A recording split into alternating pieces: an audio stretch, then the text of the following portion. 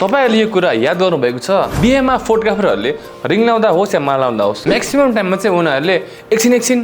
hold गर्नु यता देखाउनु उता देखाउनु भनेर यो राम्ररी खिच्ने प्रयास गर्छन् कि साँच्चै यो राम्रो हो त हो पनि होइन पनि रिङ लाउने भनेको कपलहरूको one of the best moment of the life हो त्यही भएर त्यो मोमेन्टमा चाहिँ उनीहरूले आफैले रिङमा हेरेर एकअर्काले हेरेर हाँसेर रिङ लगाएको चाहिँ बेस्ट मोमेन्ट हुन्छ त्यो टाइममा चाहिँ हामीले डिस्टर्ब नगरिकन उहाँलाई जसरी लाउँछ त्यसरी नै हामीले खिच्दा चाहिँ बेटर हुने हो तर फोटोग्राफी एङ्गलकोबाट त्यहाँ अब भिड हुन्छ मान्छे हुन्छ त्यही भएर चाहिँ हामीलाई आफ्नो पर्फेक्ट एङ्गल आएको हुँदैन त्यो सिचुएसनमा चाहिँ हामीले अलिकति होल्ड गर्नु भन्दाखेरि चाहिँ तपाईँहरू चाहिँ नरिसाउनु ल कोहीले चाहिँ रिङ लाउँदाखेरि